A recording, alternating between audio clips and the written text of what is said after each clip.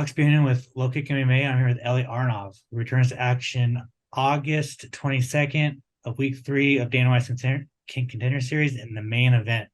Eli, how are you? Good, man. Good. I'm exciting. Yeah. Thank you for having me here. Of course, man. Of course. My pleasure. You're about 11 days out. How are you feeling? Oh, man. Feeling great. Feeling like I can't wait this day to come. It's been a while. It's been a long camp. And it's in general, I've been training for a lot of fights, even before this fight here in Vegas. So it just was camp after camp after camp. So yeah, I just can't wait to fight to happen eventually, because I've been preparing for so long.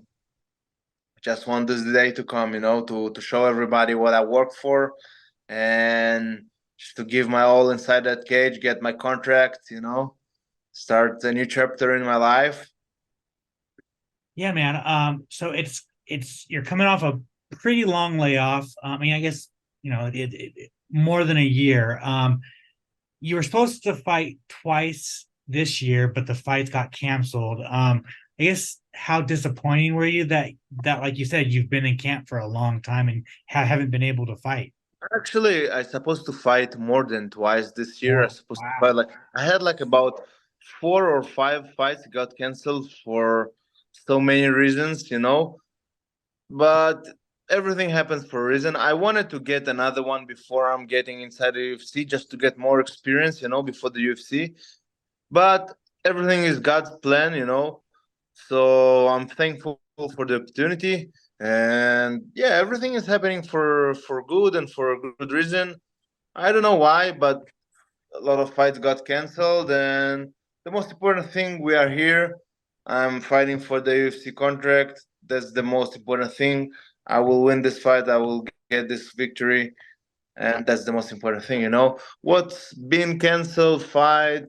Yeah, that's the fight business. Fights got so many fights got canceled, even inside the UFC and whatever. It's part of the sport, so nothing to think about it. Just focus on my future, on my next fight, of course, to get inside the UFC, and that's the most important. Where were you when you got the call that you were going to be competing on the NOS Contender Series? It's a fun story. I was preparing for a fight at May 13th. Then I was waiting. I don't remember where. I think I was waiting for. I ordered a chicken salad, and then I got the call from my manager, and he's like, "Well, we need to pull out of the fight because we're fighting on the Dana White Contender Series." And I got so big smile on my face. I'm like, and the girl, she was like, "Well, Ellie, your salad is ready. Your chicken salad is ready." I'm like, "Yeah, oh wow." And she's like, "Wow, you're the most excited person to get the chicken and the salad?" I'm like, "Yeah, I love chicken and salad so bad." Oh, that's awesome.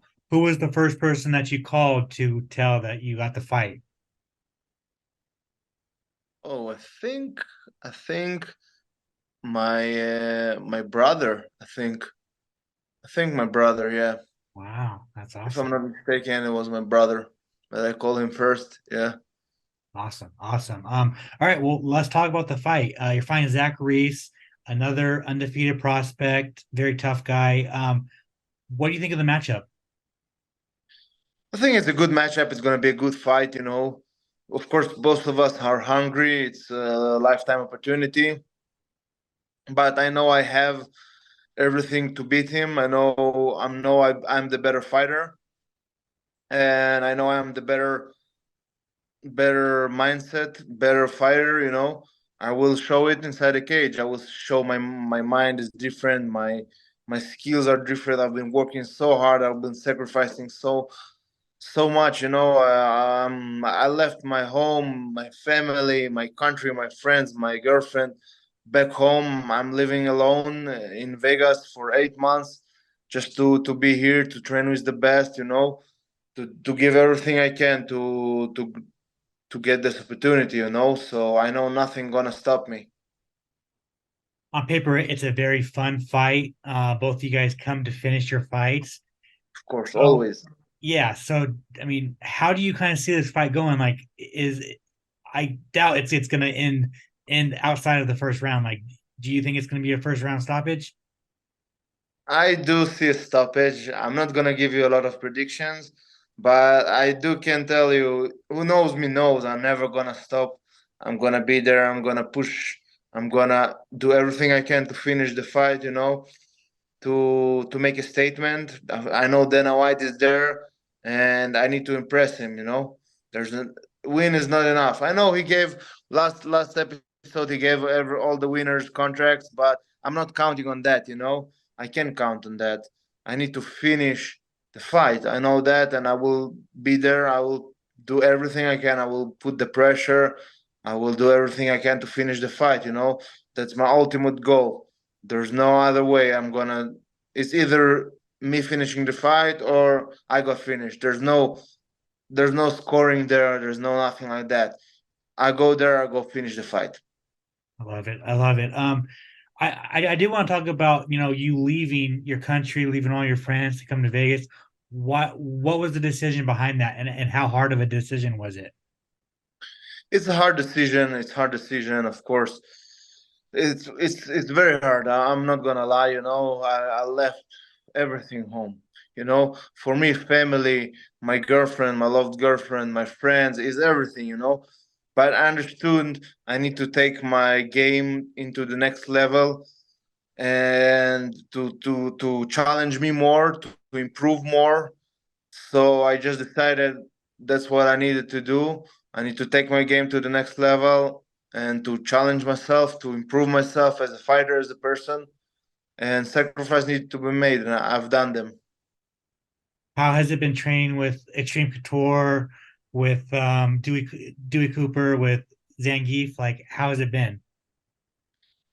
Oh, so training is very hard, of course, as expected. Like training, do trainings are so much different mindset, different toughness.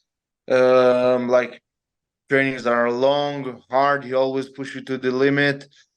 Running, he take you Saturday to run in mountains, like some crazy runs, and he will push you and he will expect you. He will tell you like if the mountain can break you, nothing can break you. So yeah, training is very hard. Of course, training at extreme with all this highest of the highest levels fighters, top UFC fighters, of course, Sean Strickland, Chris Curtis, Brett Tavares, Roman Dolidze, Ion Kutelaba, many, many more. I don't even remember, but the room there is just crazy. The level is crazy, and that's the reason why I came. To test myself against the best and to level up and challenge myself. And you're only good as the partners you train with. Gotcha, gotcha.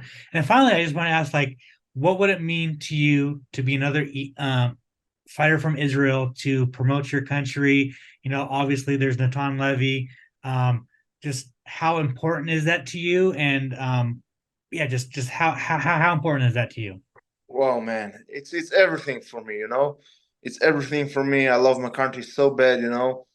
And that's my main goal, to represent my country, represent my people, in to show that Israeli are fighters, Israeli are respectful people, Israeli are honor people, Israeli are very good people, and just to show a good side, a good person, a good example of Israeli. And yeah, it's huge for me. It's very important for me. Of course, I will do everything to represent my country the best. And yeah, I'm excited for this. And when I'm fighting, yeah, it's just me and him inside the cage, but I have my whole country with me, so he's in trouble. And then finally, the most important question, my final question: who gave you the Israeli Tank nickname?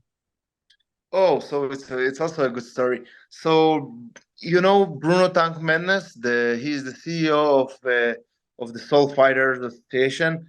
So he was at my gym back home in Israel, and he's done a good seminar. And after the seminar, I came to him. I'm like, Thank you so much for the seminar. He's like, me Tank, look at you, you're the Israeli Tank. I'm like, wow, Israeli Tank is good one.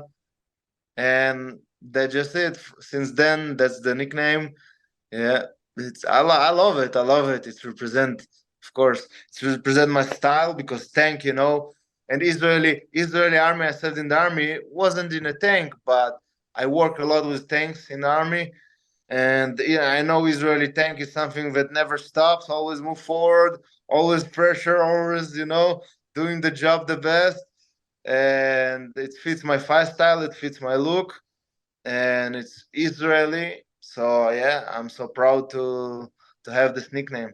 Awesome. Well, thank you for sharing that. And Ellie, thank you so much for your time. I really Thank you, appreciate Alex. it. I appreciate it. If you want to plug your social media, any sponsors you might have, and if you want to thank anybody, the floor is yours. Oh, just hit me up on Instagram. Always happy to hear from new fans or anybody who hit me up on Instagram. Eli Aronov 51. Yeah, shout out to my sponsors, of course. Vision and Beyond, Stas and Peter from Vision and Beyond, and all of my other sponsors. You can see them on my Instagram. People who support me for a long time. All my people from back home.